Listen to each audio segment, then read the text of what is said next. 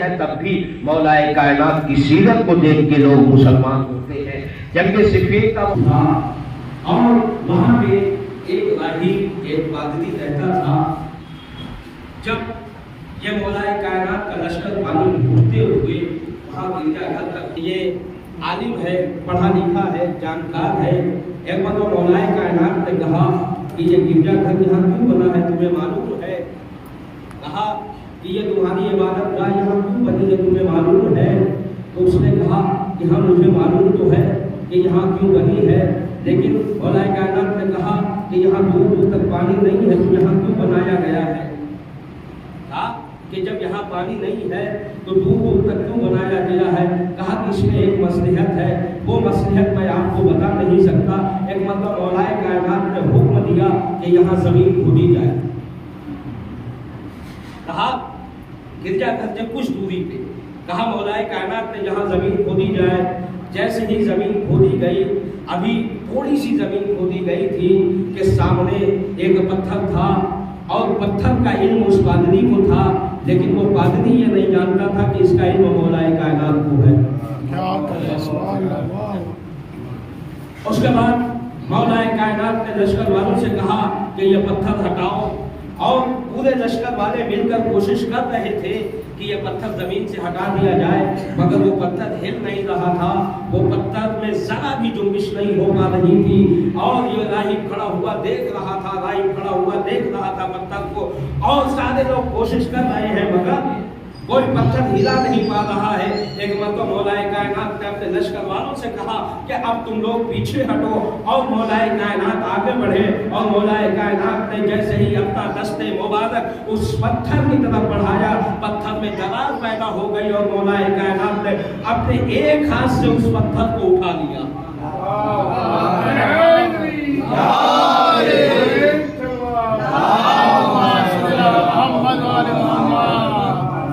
مولا کائنات نے اس پتھر کو ہٹایا، اور جیسے ہی وہ پتھر ہٹا، ایسا چشمہ جاری ہوا کہ جہاں کا پانی میٹھا تھا، جہاں کا پانی ایسا لگ رہا تھا کہ پینے کے بعد ہمارے اندر جو بھی تھکاوٹ ہے، جو بھی تھکاوٹیں تھیں، کیونکہ لشکر والے تھے وہ جنگ کر کے آ رہے تھے، انہوں نے جب وہ پانی پیا تو ان کی ساری تھکاوٹ دور ہو گئی. ایک مرتبہ وہ راہب یہ سارے منظر دیکھ رہا تھا، اور دیکھتے دیکھتے اس نے دیکھا کہ مولا کائنات کے پورے لشکر نے پانی پیا. اس کے بعد اس نے کہا کہ کیا مجھے بھی اجازت ہے کہ میں اس پانی کو پیوں؟ تو مولا کائنات نے کہا کہ پانی وہ شے ہے جس پہ ہر ایک کا اختیار ہے. کہا کہ ہر ایک کا اختیار ہے. اس کے بعد پورے لشکر والوں نے پانی پیا، اور اپنے مشکیزوں میں پانی بھرا، اور اپنے جانوروں کو پانی پلایا. جب پانی پلا چکے، ایک مرتبہ وہ راہب کہتا ہے کہ مولا آپ نے یہ پوچھا کہ یہ اس بیابان میں، اس جگہ جہاں پانی نہیں ہے، یہاں کیوں یہ گھر بنا ہوا ہے، یہ کیوں عبادت گاہیں بنی ہوئی ہیں؟ اس نے فوراً ایک کتاب لا کے مولا کائنات کے حوالے کی، اور حوالے کرنے کے بعد کہتا ہے کہ مولا ہمارے آباء و اجداد اور ہمارے بڑے بڑے عالم یہاں زندگی گزار رہے تھے، انہیں معلوم تھا کہ یہاں ایسا پانی ہے جو شفا لوگوں کو دے گا، یہاں ایسا پانی نکلے گا کہ جب انسان پیے گا تو ساری تھکاوٹیں دور ہو جائیں گی. کہا مگر یہ نشانی تھی کہ پتھر وہی ہٹائے گا جو جانشین رسول ہوگا. کہا کہ ہمارے بزرگ انتظار کر رہے تھے کہ کوئی آنے والا آئے گا، جو آئے گا وہ حق پہ ہوگا، جو آئے گا اس کا ذکر عبادت ہوگا، جو آئے گا اس کی محبت دل میں عبادت ہوگی، جو آئے گا اس کے چہرے کی طرف دیکھنا عبادت ہوگا. کہا جب وہ آئے گا تو اپنے ایک ہاتھ سے اس پتھر کو اٹھائے گا، اور کہا کہ پوری کائنات مل کے اس پتھر کو نہیں اٹھا سکتی ہے، یہ ہماری کتاب میں لکھا ہوا ہے. کہا مولا کائنات سے یہ کتاب لیجئے پڑھیے. کہا کہ وہ ساری نشانیاں جو اس کتاب میں موجود تھی آج آپ نے ظاہر کر دی. کہا کہ اب میں اور اپنے قبیلے کے اور اپنے قوم کے لوگوں کو بتاتا ہوں کہ حق والا دین کون سا ہے.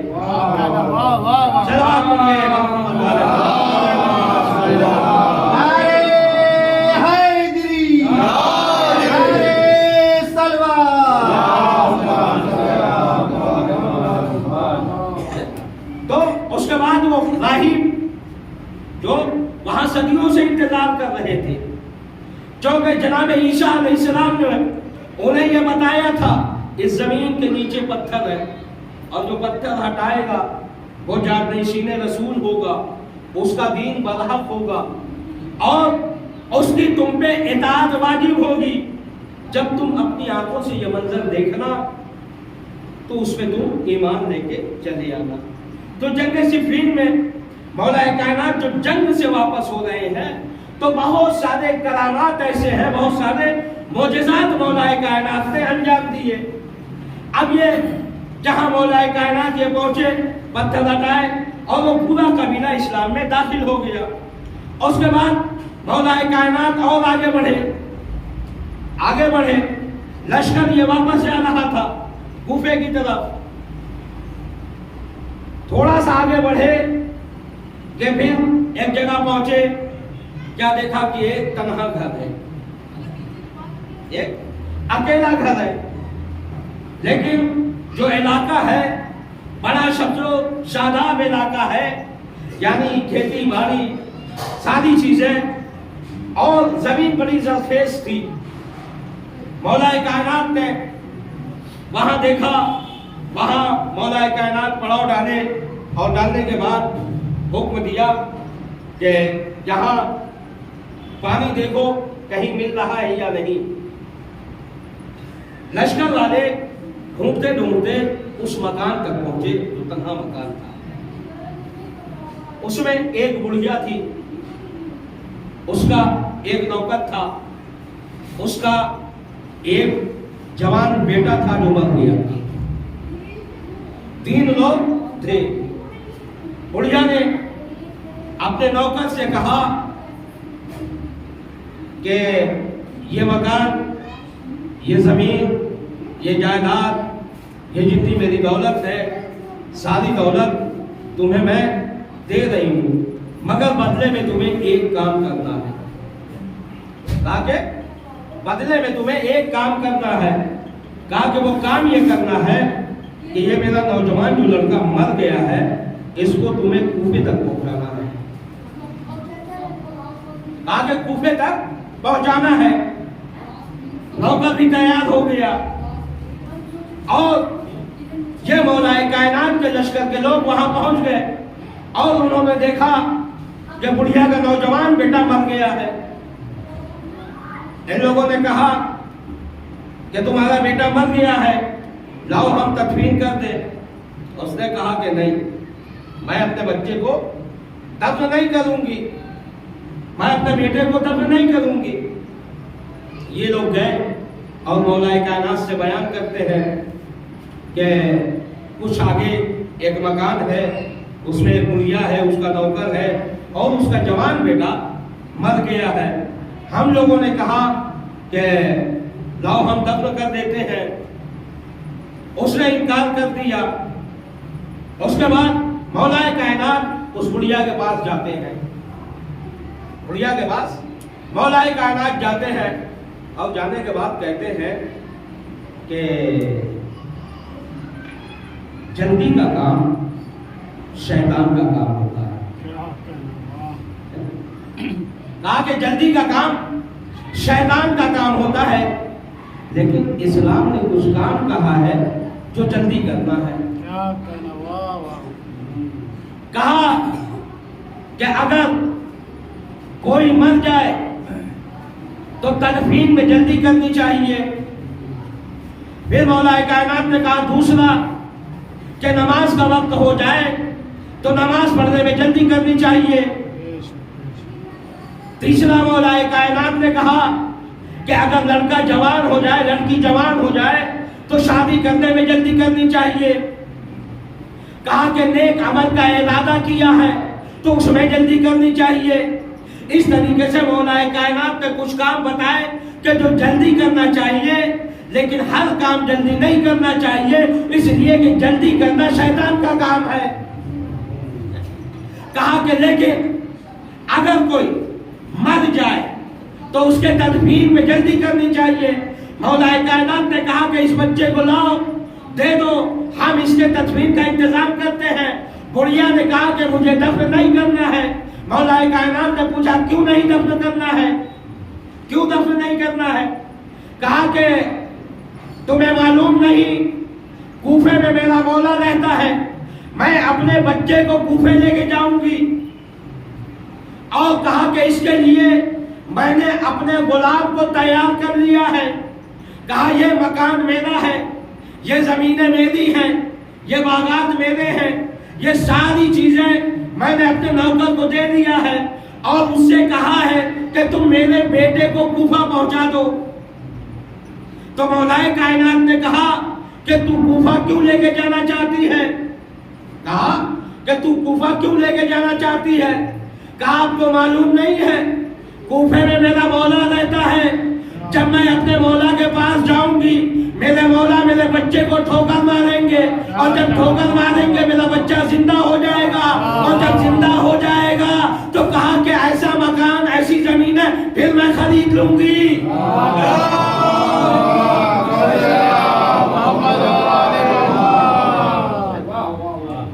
कहा कि जब मेरा बेटा जिंदा हो जाएगा और कहा कि मेरी पूरी कायनात मेरा ये बच्चा है। कहा कि शौहर मर गया, इस बच्चे के अलावा दूसरी औलाद नहीं है। कहा कि अगर बच्चा खत्म हो गया, बच्चे को मैं दफन कर दूं, तदफीन कर दूं तो फिर मेरी जिंदगी बेकार हो जाएगी। मैं तन्हा एक मर्तबा मौलाए कायनात ने कहा कि ये काम तो मैं भी कर सकता हूँ। कहा कि ये काम तो मैं भी कर सकता हूँ। एक मतलब जैसे ही मौलाए कायनात ने कहा कि ये काम मैं भी कर सकता हूँ, बुढ़िया फौरन कहती है कि इसका मतलब ये है कि आप ही मौलाए कायनात हैं। एक नारे हायरी, एक नारे कहा कि इसका मतलब आप ही मौलाए कायनात हैं। तो मौला ने पूछा कि कैसे मैं? कहा कि चौके ये दावा सामने मैयत होते हुए ये दावा मेरे मौला के अलावा कोई कर ही नहीं सकता। कहा सामने अगर मैयत ना हो तो कोई भी दावा कर ले, लेकिन जब सामने मैयत हो तो दावा करने वाला कोई और हो ही नहीं सकता। अब उसके बाद तारीख ने लिखा कि मौलाए कायनात वहां पे 2 रकात नमाज अदा किए। देखिए मौलाए कायनात का उसूल ये था कि वो कहते थे तुम खड़ा हो जाते तुम का, लेकिन यहाँ लोगों का हुजूम था और उस वक्त कुछ लोग मौलाए कायनात को कहते थे कि यह खुदा है। मौलाए कायनात ने 2 रकात नमाज अदा करके जमाने वालों को दिखा दिया कि मैं अब्द हूं, माबूद नहीं हूं। कहा कि पैदा करने वाला कोई और है जिसके आगे मैं सर झुका रहा हूं। और मौलाए कायनात ने नमाज पढ़ने के बाद उस मुर्दे को ठोकर मारी, मुर्दा खड़ा हो गया और खड़ा होने के बाद कहता है अस्सलामु अलैका या अमीरुल मोमिनीन।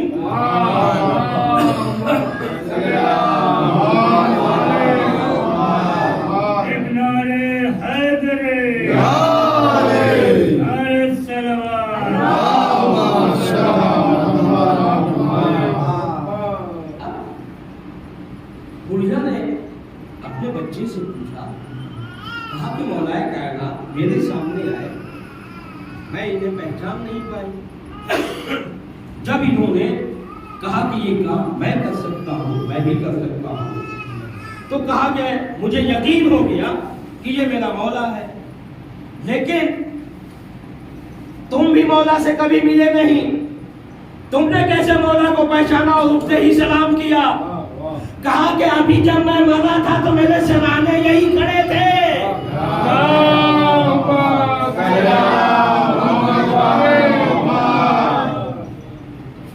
उसके बाद लड़का उसका जिंदा हो गया और जब जिंदा हो गया तो मौलाए कायनात ने उस बुढ़िया से कहा, बुढ़िया ने कहा कि मेरा शौहर 20-25 साल पहले मर गया और मैं बच्चे को अब दफन नहीं कर सकती, इसलिए मैं कूफे जाना चाह रही थी। तो मौलाए कायनात ने पूछा, जब बच्चा जिंदा हो गया तो मौलाए कायनात ने पूछा कि ये बता, मैं तेरे शौहर को जिंदा कर दूं? कहा कि मैं तेरे शौहर को जिंदा कर दूं? बुढ़िया ने कहा कि नहीं, मेरे शौहर को मरे हुए 20-25 साल गुजर गए, और जब मेरा शौहर मरा था उस वक्त मैं जवान थी। कहा उस वक्त मैं जवान थी, अब मैं बुढ़िया हो गई हूँ, अब मैं बुढ़िया हो गई हूँ। तो मौलाए कायनात ने कहा कि जो इंसान, जो तुम्हारा मौला 25 साल मरे हुए तुम्हारे शौहर को जिंदा कर सकता है, क्या वो फखरे यूसुफ होने के बाद तुम्हारी जवानी नहीं पलटा सकता?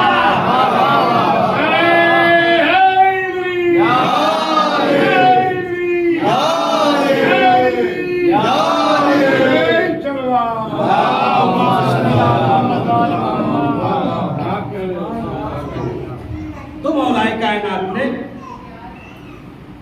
बुढ़िया के शौहर को जिंदा किया और उसके बाद बुढ़िया की जवानी पलटा दी और बच्चे को जिंदा कर दिया। तो मौलाए कायनात की जो जिंदगी का आप मुतालिया करेंगे, चाहे वो जंग में जा रहे हों, चाहे जंग से लौट रहे हों, चाहे मेहराब मस्जिद में हों, चाहे यहूदी के बाग में हों, कहीं भी मौलाए कायनात की पूरी हयात तैयबा वो ऐसी है कि हमारे लिए हिदायत है। हर मैदान में वो हमारे लिए रहबर है, हिदायत है। वो मेहराब में आके हमें मेहराब इबादत के उसूल सिखा गए। वो बाजारों में और दुकानों पे पहुंचकर हमें तिजारत के तरीके बता गए। वो मैदान जंग में पहुंचकर मैदान जंग के उसूल बता दिए गए। वो हर एक मकाम पे हमें जिंदगी गुजारने के रास्ते बता दिए गए और इसीलिए पैगंबर इस्लाम ने हर पहलू के लिए मौलाए कायनात के लिए कहा कि अन्नज़्र इला वजहि अली इब्न अबी तालिब इबादत, अली के चेहरे की तरफ देखना इबादत। ज़य्यनुल मजालिस बिज़िक्र अली इब्न अबी तालिब, कि अपनी बातों का आगाज मौलाए कायनात के जिक्र से करो, अपनी मजलिसों की शुरुआत मौलाए कायनात के जिक्र से करो, अपनी मजलिसों को ज़ीनत को मौलाए कायनात के जिक्र से। कहा कि ज़िक्र अली इबादत, अली का जिक्र इबादत। अब आपको समझ लेना चाहिए कि पैगंबर इस्लाम ने जो कहा कि अली के चेहरे की तरफ देखना इबादत, अली का जिक्र इबादत, अली की मोहब्बत इबादत और अली का हर पहलू हमारे लिए इबादत है। अब अल्लाह ने 1,24,000 अंबियाए किराम इस कायनात में भेजे हैं और आप 1,24,000 अंबियाए किराम के नाम ढूंढेंगे तो आप नहीं मिलेंगे। कुरान मजीद में भी बहुत ज़्यादा नबियों के नाम नहीं हैं और तवारीख में आप ढूंढेंगे तो सिर्फ रसूलों के नाम आपको मिल जाएंगे, किसी नबी का नाम आपको नहीं मिलेगा। अब 1,00,000 अंबियाए किराम की सीरत पे आकर अमल करना है, 1,00,000 अंबियाए किराम के जिक्र को आपको जारी रखना है, 1,00,000 अंबियाए किराम की मोहब्बत दिल में आपको रखना है। तो पैगंबर इस्लाम ने एक उसूल बता दिया है कि अगर अली के चेहरे को देखोगे तो सिर्फ अली का चेहरा नजर नहीं आएगा, आदम का चेहरा नजर आएगा, नूह का चेहरा नजर आएगा, इब्राहिम का चेहरा नजर आएगा। और अली का जिक्र करोगे तो सिर्फ तन्हा अली का जिक्र नहीं होगा, आदम का जिक्र होगा, नूह का जिक्र होगा, इब्राहिम का जिक्र होगा, सुलेमान का जिक्र होगा, जनाब साले का जिक्र होगा, जनाब दाऊद का जिक्र होगा, जनाब अय्यूब का जिक्र होगा, जनाब यूसुफ का जिक्र होगा, जनाब दाऊद का जिक्र होगा, जनाब सुलेमान का जिक्र होगा। कहा कि अली की मोहब्बत अगर दिल में है तो तन्हा अली की मोहब्बत नहीं है, बल्कि 1,00,000 24,000 अंबिया कराम की मोहब्बत है। इसीलिए पैगंबर इस्लाम ने हर हदीस के आखिर में फरमाया कि जैसे कहा कि जिक्र अली इबादत, अली का जिक्र इबादत है, जिक्र जिक्री, अली का जिक्र मेरा जिक्र है, जिक्री जिक्रुल्लाह और मेरा जिक्र अल्लाह का जिक्र है, जिक्रुल्लाह इबादत और मेरा जिक्र अल्लाह का और मेरा जिक्र अल्लाह का जिक्र है, जिक्रुल्लाह इबादत और अल्लाह का जिक्र इबादत है, अल्लाह का जिक्र इताअत है, अल्लाह का जिक्र शरफ है, अल्लाह का जिक्र इताअत पैगंबरी है, अल्लाह का जिक्र इताअत औलिया किराम है। अब अज़ीज़ान मोहतरम, हमें ऐसे का जिक्र तलाश करना था। पैगंबर इस्लाम ने बता दिया कि ऐसे का जिक्र चाहिए अगर तुम्हें तो अली का जिक्र करो, इसलिए कि ये बोलते हैं तो कुरान बनता है, चलते हैं तो इस्लाम बनता है, नमाज पढ़ाते हैं तो मौत मिलती है, ठोकर मारते हैं तो हयात मिलती है।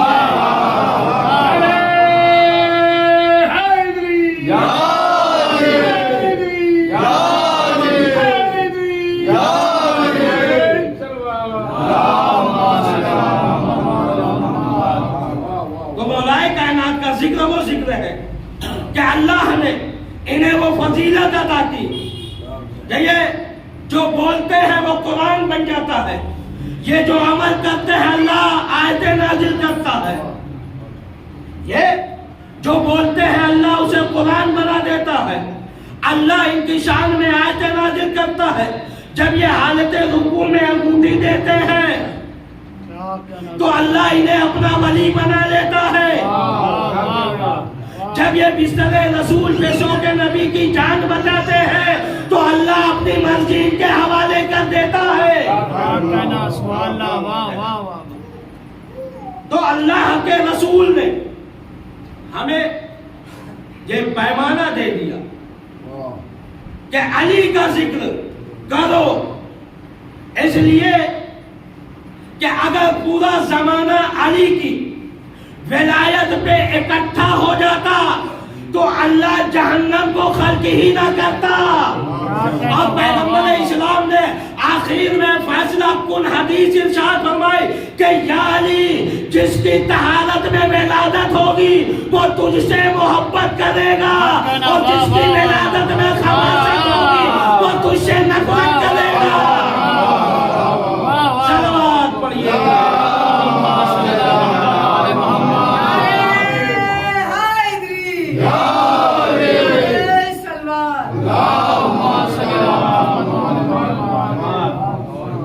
ये मौलाए कायनात को जो शरफ हासिल हुआ, तो पैगंबर मौलाए कायनात ने इस अपने लिए जो सबसे बड़ी फख्र की बात कही वो यही थी कि मुझे गवाह बनाया है, मुझे गवाह अल्लाह ने बनाया है रसूल की रिसालत का। और रसूल की रिसालत की गवाही कुरान मजीद में दो लोगों ने दी है। अल्लाह ने कुरान मजीद में कहा कि ऐ रसूल, इनसे कह दो कि मेरी गवाही के लिए एक अल्लाह काफी है और दूसरे वो जिसे हमने किताब का पूरा इल्म अता किया, तीसरे की जरूरत नहीं है, दो काफी है, एक अल्लाह, एक वो जिसे किताब का पूरा इल्म अता किया। और मौलाए कायनात जिंदगी भर इस बात पे फख्र करते रहे कि अल्लाह ने मुझे रसूल का गवाह बनाया है। मौलाए कायनात ने कहीं भी कोई बात पे फख्र नहीं किया है, यानी बिस्तर रसूल पे रसूल की जान लेटकर, रसूल की जान बचाकर फख्र नहीं किया है। खाने काबा में पैदा होकर फख्र नहीं किया है कि मैं खाने काबा में पैदा हुआ। 83 जंगों को जीतने के बाद, हर जंग के फातेह बनने के बाद ये फख्र नहीं किया है कि मैं 83 जंगों का फातेह हूँ, बल्कि जो फख्र किया है वो इसी बात पे फख्र किया है कि अल्लाह ने मुझे रसूल का गवाह बना के भेजा।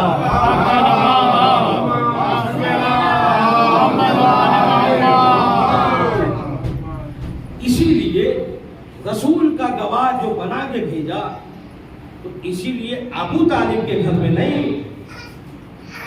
अल्लाह के घर में, इसीलिए कि अल्लाह ने अपने रसूल के लिए भेजा तो अपने घर से भेजा।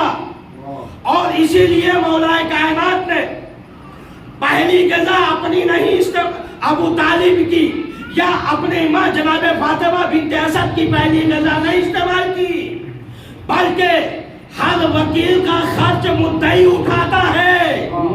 اسی لیے پیغمبر اسلام نے اپنے ہاتھوں میں لے کر لعاب دہن سے مولا کائنات کو پہلا رزق دیا، اور مولا کائنات اس بات پہ بھی فخر کرتے رہے کہ اللہ کے رسول نے اپنی زبان مبارک سے مجھے رزق بھی دیا اور 1000 علم بھی عطا کیا۔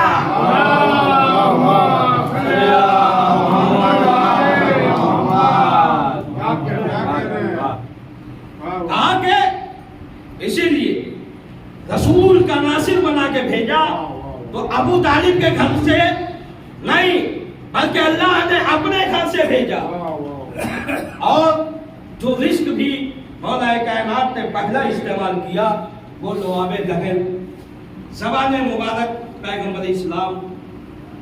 تو عزیزان محترم، مولا کائنات کی وہ فضیلت ہے، وہ عظمت ہے کہ انسان آج بھی عاجز ہے، پریشان ہے اور مولا کائنات کے بارے میں سمجھ نہیں سکتا، لیکن مولا کائنات نے جو رسول کی رسالت کی گواہی دی وہ صرف مولا کائنات نے ایک محدود وقت کے لیے نہیں دی، محدود وقت کے لیے نہیں دی۔ عبداللہ کے بیٹے جناب محمد کی گواہی نہیں دی ہے،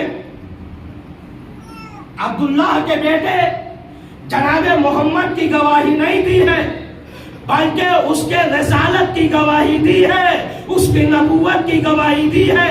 اب عزیزان محترم، جب تک نبوت رہے گی، جب تک رسالت رہے گی، علی کی گواہی رہے گی۔ اب عزیزان محترم، آج زمانے میں اٹھا کے دیکھ لیجئے، نبی کی نبوت باقی ہے، علی کی گواہی باقی ہے، نبی کی رسالت باقی ہے، علی کی گواہی باقی ہے۔ یعنی یہ دین جب تک ہے، یہ شریعت جب تک ہے، یہ قرآن جب تک ہے، تب تک علی کی گواہی باقی ہے۔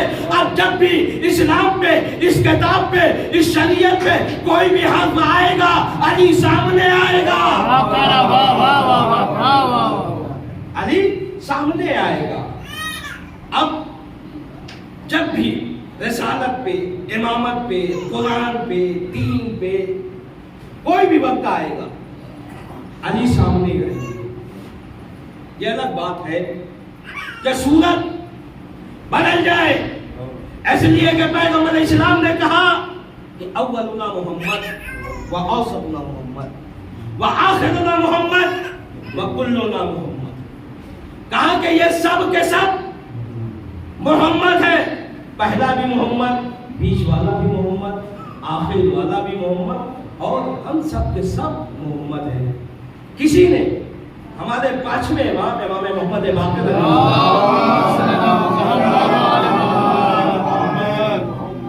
سے پوچھا کہ مولا یہ بتائیے کہ پیغمبر اسلام نے کہا کہ اولنا محمد، واسطنا محمد، واخرنا محمد، وکلنا محمد، کہا کہ یہ سب کے سب محمد ہیں، تو پیغمبر اسلام نے محمد ہی کیوں کہا؟ آگے بھائی کہہ سکتے تھے اولنا علی، اوسطنا علی، آخرنا علی، وکلنا علی۔ تو ہمارے پانچویں امام نے جواب دیا کہ جب زمانہ ایک علی کو برداشت نہ کر سکا تو 14 علی کو کہاں برداشت کر پائے گا؟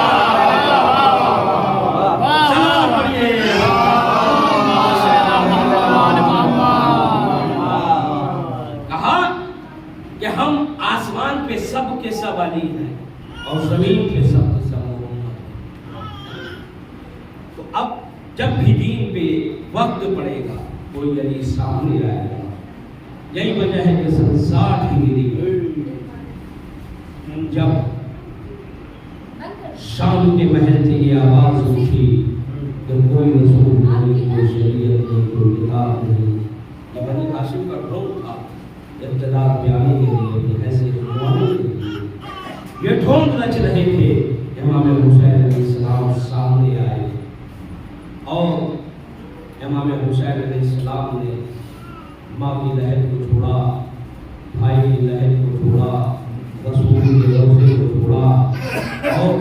اسلام کی بقا کے لیے امام حسین علیہ السلام کو قربان دیا گیا۔ آج اسی زیادہ محترم 30 سفر میں آج کی وہ عظیم تاریخ ہے کہ آج کے دن یہ امام حسین علیہ السلام جب خانوادے کو وسیع کربلا کے میدان میں لیا گیا تھا، انہیں دیار بدیار کھلاتے ہوئے کوفہ اور کوفے سے دیار بدیار ہوتے ہوئے شام لے کے جایا گیا اور 30 سفر کو یہ قافلہ شام کی سرزمین پر پہنچا ہے۔ سب سے پہلے تو شام کے باہر اس قافلے کو روک کیا گیا تھا، اس لیے بازاروں کو سجایا جا رہا تھا، گلیوں اور راستوں کو سجایا جا رہا تھا، لوگوں کا ہجوم اکٹھا ہو رہا تھا۔ کسی نے امام سجاد علیہ السلام سے پوچھا تھا کہ مولا یہ بتائیے کہ آپ کو سب سے زیادہ تکلیف، آپ کو سب سے زیادہ دکھ، سب سے زیادہ اذیت، سب سے زیادہ مسائل کہاں پہ ملے؟ تو میرے مولا نے کربلا کا نام نہیں لیا تھا، میرے مولا نے کوفے کا نام نہیں لیا تھا، بلکہ کہا تھا الشام الشام الشام۔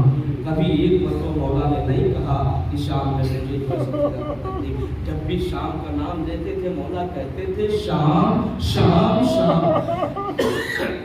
اللہ خدا کو کوئی غم لگے سے بلا کے امام تڑپ جاتے تھے اور کہتے تھے کہ الشام الشام الشام، اس لیے کہ سب سے پہلے امام کے قافلے کو شام کے باہر روکا گیا اور شام کے بازاروں کو سجایا گیا اور شام کے بازاروں میں لوگوں کا ہجوم لگایا گیا، اور ہجوم لگانے کے بعد شام میں یہ آواز دی جا رہی تھی یہ رسول کی نواسیاں ہیں، یہ علی کی بیٹیاں ہیں، انہیں دیکھ لو۔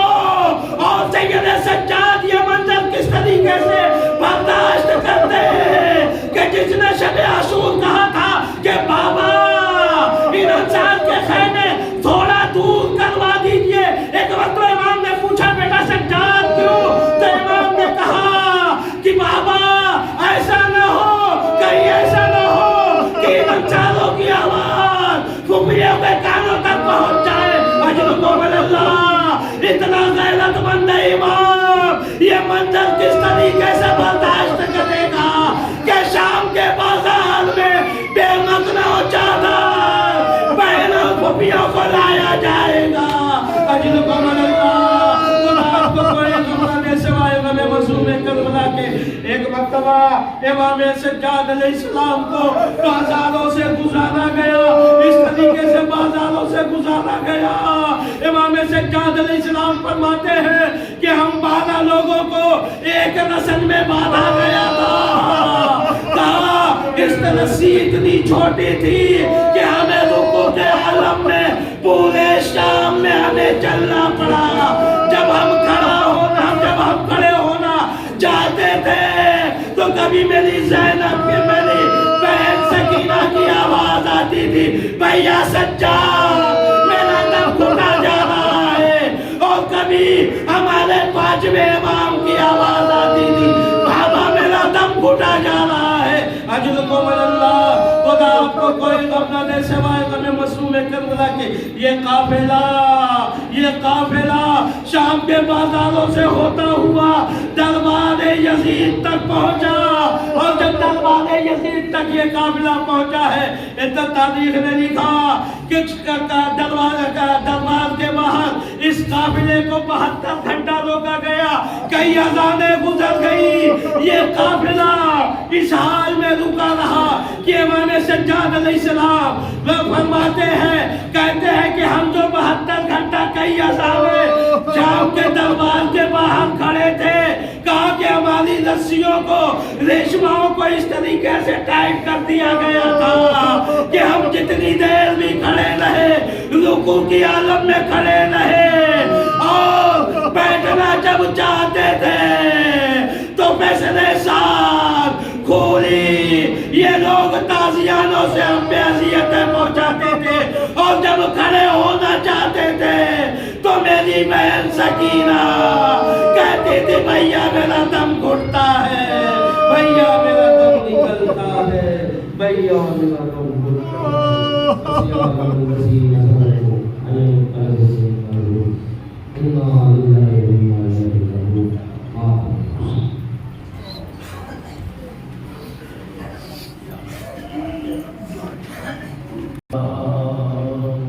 सीना जो मोहम्मद का कुरान नहीं होता,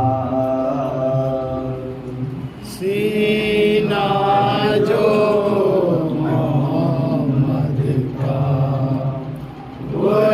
कुरान नहीं होता, सीना जो मोहम्मद का कुरान नहीं होता, सीना जो मोहम्मद का कुरान नहीं होता, तहरीर खुदा का ये फरमान नहीं होता, सीना जो मोहम्मद का कुरान नहीं होता, गर ज़िक्र शहीदी का फैज़ान नहीं होता, गर ज़िक्र शहीदी का फैज़ान नहीं होता, अल्लाह की वहदत का इरफान नहीं होता, सीना जो मोहम्मद का कुरान नहीं होता, ये मजलिस सरवर का एहसान है फकत, वरना ये मजलिस सरवर का एहसान है फकत, वरना इस्लाम नहीं होता,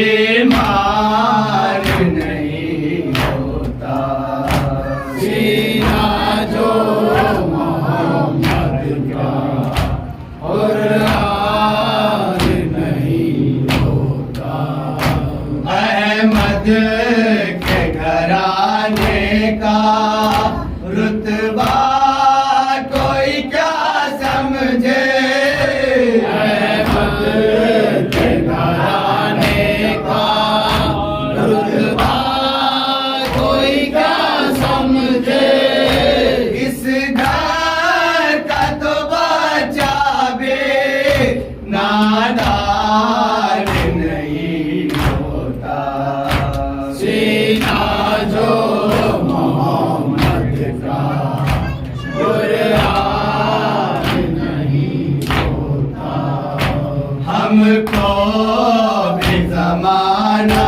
ये कह सकता था दहशतगर्द, हमको भी ज़माना ये कह सकता था दहशतगर्द, कर ज़िक्र अली अपनी पहचान नहीं होता, सीना जो मोहम्मद का कुरान नहीं होता, दर्जी जो न ये बन कर आता दर ज़हरा पे, दर्जी जो न ये बन कर आता दर ज़हरा पर, रिज़वान भी जन्नत का रिज़वान नहीं होता, सीना जो मोहम्मद का कुरान नहीं होता, اس کو ہوتا نہ کبھی حاصل، مال بدول اس کو ہوتا نہیں بھی حاصل، بریا کے اگر شہ کا مہمان نہیں ہوتا، سینہ جو محمد کا قرآن نہیں ہوتا، مومن کی منافق کی پہچان نہ ہو پاتے، مومن کی منافق کی پہچان نہ ہو پاتے، عشق غم سرور جو میزان نہیں ہوتا، سینہ جو محمد کا قرآن نہیں ہوتا، جب نعت علی پڑھ کے ہم گھر سے نکلتے ہیں، ہم نعت علی پڑھ کے ہم گھر سے نکلتے ہیں، طوفان بھی نظروں میں طوفان نہیں ہوتا، سینہ جو محمد کا قرآن نہیں ہوتا، حق فاطمہ زہرا کا کھاتے نہ مسلمان گر، حق فاطمہ زہرا کا کھاتے نہ مسلمان گر، بھوکا کوئی دنیا میں انسان نہیں ہوتا، سینہ جو محمد کا قرآن نہیں ہوتا، شہرت یہ رضا تیری ہوتی نہ زمانے میں، شہرت یہ رضا تیری ہوتی نہ زمانے میں، گر مدحت سرور کا فیضان نہیں ہوتا، سینہ جو محمد کا قرآن نہیں ہوتا،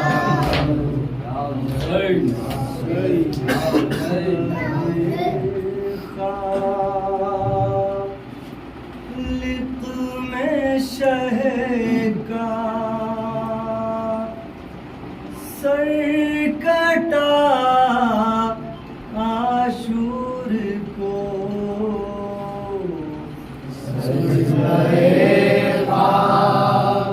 خالق میں شہ کا سر کٹا عاشور کو،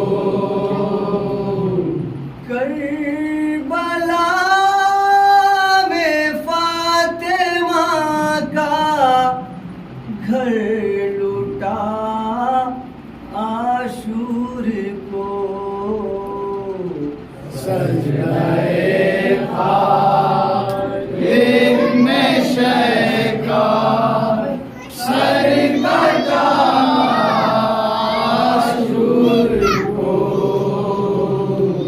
رو رہی ہے سر زمین نینوا عاشور کو، رو رہی ہے سر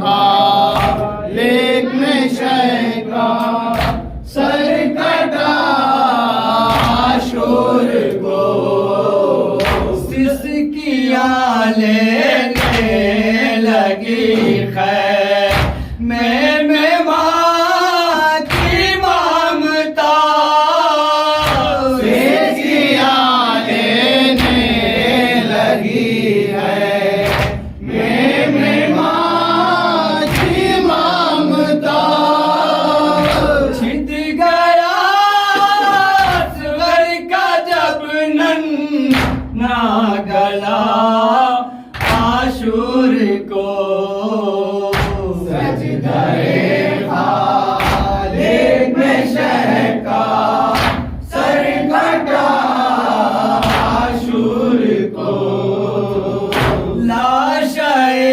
अब्बास दरिया के किनारे कांप उठे लाशाए अब्बास दरिया के किनारे कांप उठे छिन गई ज़ैनब के सर से जब रिदा आशूर को सजदाए खालिक में शह का सर कटा आशूर को छिन गए गौहर जलादा मन तमाचे भी लगे छिन गए गौहर जलादा मन तमाचे भी लगे दुख्तरे शह पर हुई क्या क्या जफा आशूर को सजदाए खालिक में शह का सर कटा आशूर को खैमे पर खैमे जलाए आश्तियाने बादशाह खैमे पर खैमे जलाए आश्तियाने बादशाह करबला में जुल्म ये देखा नया आशूर को सजदाए खालिक में शह का सर कटा आशूर को गुलशन इस्लाम को सर वरने बख्शी है हयात गुलशन इस्लाम को सर वरने बख्शी है हयात हो गई आबाद मजहर करबला आशूर को सजदाए खालिक में शह का सर कटा आशूर को अंधेरा ढलने लगा है चचा नहीं आए सकीना की ये सदा है चचा नहीं आए अलम फुरात से बाबा के हाथ भेज दिया अलम फुरात से बाबा के हाथ भेज दिया मगर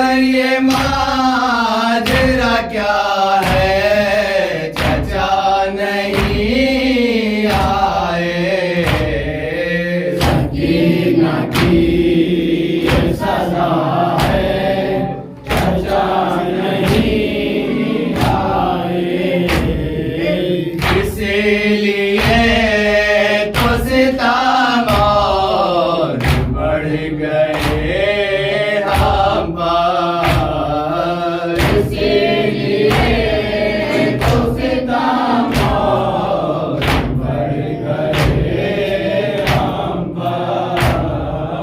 यजीदियों को पता है चचा नहीं आए, यकीन की ये सदा है, चचा नहीं आए, बड़े हैं प्यास के शैतान से हक में काटे, बड़े हैं प्यास के शैतान से हक में काटे, मगर लबों पे सदा है चचा नहीं आए, यकीन की ये सदा है, चचा